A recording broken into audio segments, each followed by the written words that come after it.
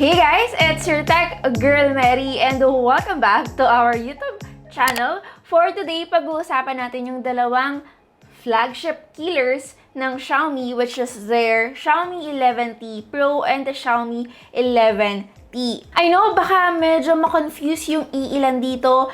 This phones na launch na to last year around October. But I do think itong Xiaomi 11T series nila guys is one of those phones to beat up until now. Alam naman din natin guys na I was not able to review the Xiaomi 11T or the Nano Pro version. So I guess malaking tulong pa rin ito, lalo na itong dalawang smartphones na to ay naka-sale as of the moment. By the way, no disclaimer lang pala, this video is not a comparison but more of a buying guide. The Xiaomi 11T Pro, kung maaalala nyo, yung original price nito ay 27,990 pesos para sa 8GB of RAM and 29,990 pesos naman para sa 12GB of RAM. Now, it's only at 25,999 pesos and 27,999 pesos. And then for the Xiaomi 11T, if you remember, it retails for 21,999 pesos for the 128GB storage and 24,999 pesos for the 256GB storage. Now that it's on sale, 19,999 and 22,999 pesos na lang yung each variants. Before we start, no, parang mas makatulong din itong video natin sa inyo kung ano ba yung smartphone na para sa inyo na of course pasok sa budget, pasok sa specifications na hinahanap nyo, at syempre para rin wala kayong pagsisiyan sa huli. Both of these phones share the same design. Kaya nga, kung mapapansin nyo, no, parang parehas na smartphone lang sila. Actually, me, myself, and I talaga sarili ko guys, nahihirapan ako na i-figure out which phone is which. They have the same camera layout. Actually, even the hardware, parehas lang din. They also have the same Xiaomi branding at the back, same finish, same color. Ang pinaka-way ko lang for me to recognize which is the Pro version and which is not is yung Harman Kardon branding doon sa kanyang speakers sa ibabaw. So yes, I'm guessing in terms of design, you won't have an issue here. They both have curved glass back panel which makes it really comfortable to hold kahit na medyo may kalakihan yung device. And what I really like about these phones, guys, is parehas silang merong IP53 rating. I don't really suggest na ilublob natin silang parehas sa pool, but I do think they both will survive fine sa mga light terrain and mga talsik ng tubig. So yeah, overall design-wise, it's your typical or standard Xiaomi design. I don't think when it comes to this aspect, mahihirapan kayo sa pagpili. Aside sa design aspect nila na hindi masyadong nagkakalayo, you'll be glad to know na even their display is actually not that different. Parehas silang merong 6.67-inch Full HD AMOLED display. They also both got a 120Hz refresh rate and a 480Hz touch sampling rate. I also noticed that they both have a flat panel and a tiny punch hole para doon sa ating selfie camera. Actually, I really thought na yung Xiaomi 11T Pro lang yung magkakaroon ng Corning Gorilla Glass Victus. I'm glad that they did not skip out itong Nano Pro version at nilagay rin nila ito dito. And parehas rin naman nila akong binigyan ng high-resolution HDR content. My only take lang talaga here ever since na nireview ko rin yung Pro version is sana pinaliit nila ng konti yung Nano Pro, which is what I have here sa kanang kamay ko, to give an option for those people na may mas maliit na kamay or mas prefer lang na magbitbit ng mas maliliit na smartphones. For everyday use kasi, para lang naman sa akin of course, mas prefer ko yung maliliit na smartphones. But you know what? Itong dalawang smartphones na to na merong 6.67-inch display size really gives us a larger screen real estate, making these phones a better choice if you are always on your smartphone 24/7. So ano na, Mary, hanggang ngayon nahihirapan kami on what phone to buy. Ano ba yung smartphone na para sa amin talaga? Actually, dito na tayo magkakatalo sa chipset na meron sila. This Xiaomi 11T is powered by the MediaTek 1200 Dimensity.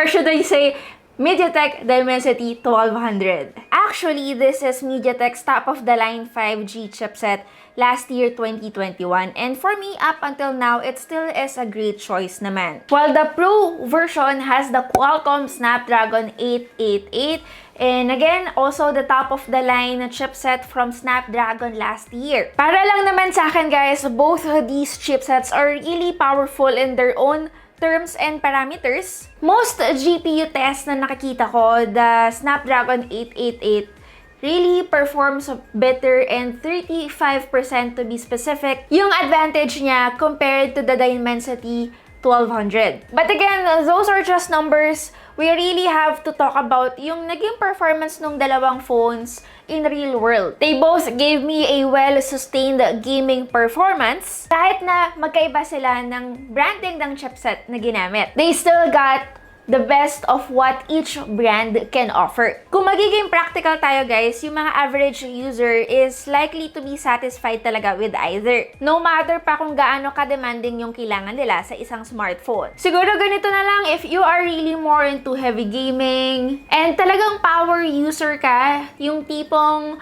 hindi mo mabitawan yung smartphone mo dahil halos dito mo na ginagawa yung trabaho mo, even yung leisure mo, then I suggest maybe you should go for the Qualcomm Snapdragon 888, which is the Pro version. But if you are more on the casual gamer side, like yung tipong naglalaro ka lang for an hour per day, and you're really more on the multitasking side, I think okay at masasuggest ko yung meron tayo sa Xiaomi 11T, which is the MediaTek 1200 or the Dimensity 1200. Para lang naman din kasi sa akin guys, MediaTek does it in a more power efficient way. Now in terms of the battery and charging, I think on this part, hindi kayo masyadong mahihirapan mamili kung ano ba yung smartphone na dapat yung bilhin. Both of them houses the same 5,000 mAh of battery capacity. Pero yung charging protocols nila guys ay medyo magkaiba. Yung Xiaomi 11T is 67 watt fast charging, while the 11T Pro has the 120 watts hypercharge capability. So I know in terms of charging speed, may step beyond talaga itong Pro version. Honestly, no, yung 67 watt fast charging capability ng non-Pro is already the sweet spot. Ito na yung tipo ng feature or charging speed na fast enough for our daily lives. Pero may ibibilis pa pala, no? May 120 watts pa pala. Thus, the reason why then medyo mas mabigat yung packaging ng Pro version natin is because of the heavier power brick. Kung bibigyan ko kayo ng actual numbers guys, in just 18 minutes na fully charged na namin itong Xiaomi 11T Pro. So talagang it's for those people who are always on the rush. Yung tipong you know what you want and you can't wait for anybody. Ito, yung tipo ng smartphone na dapat nyong binibili. Ngayon, kung kayo yung tipo ng taong gusto nyo sakto lang, hindi rin naman kayo always on the go, then maybe the 67 watt fast charging capability from the Xiaomi 11T is okay for you. In just 38 minutes, talagang eksakto guys, this is based on our test. Doon namin siya na fully charged from 0 to 100%. Pero no, before we go to the cameras, napansin ko lang na parehas tong phones na to na merong magandang haptic feedback. Actually, akala ko nga mas magpe-perform well yung Pro version in terms of that, pero impressively parehas silang okay doon. Now, down to the last, yung cameras nila, actually parehas sila ng sensors na ginamit. Tatlo din yung set of cameras na meron sila. And at first, nung Pro version pa lang yung nire-review ko sa channel last year, akala ko kahit na parehas sila ng of course, set of cameras or the hardware, kahit pa paano may advantage or may edge yung Pro version dahil of course, it's the Pro. Apparently, no, after ko silang ipag-compare, hindi sila nagkakalayo in terms of the photos. And in all honesty, kapag tinanggal ko nga yung watermark, miski kayo mahihirapan which phone is which. They both got the 108 megapixel sensor, an 8 megapixels ultra-wide, and a 5 megapixels macro lens. I'm not sure if many of you guys used yung macro lens nung ating 11T and the 11T Pro. Up until now, same pa rin naman yung sentiment ko guys doon sa review natin sa Pro version. Could have been better siguro kung meron siyang dedicated telephoto lens. Kahit itong Pro na lang. Siguro no, the only key difference na nakikita ko dito sa dalawang smartphones na to is the 8K video recording.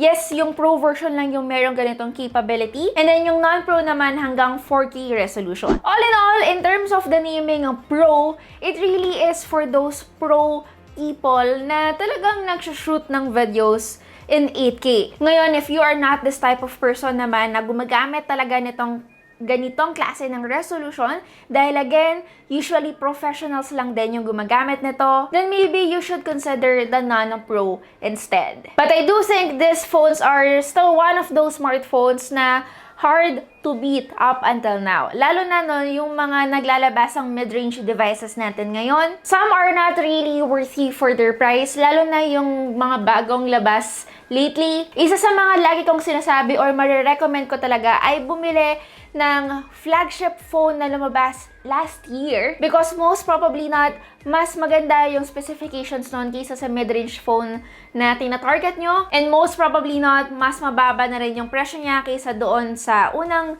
naging pricing niya noong unang lumabas yung phone. So yeah, that's basically it. Sana nakatulong itong ating very quick comparison and buying guide for the Xiaomi 11T series. Kayo ba, kung papipiliin kayo ng smartphone, which do you think is the one most suitable for you? Is it the Pro or the non-Pro?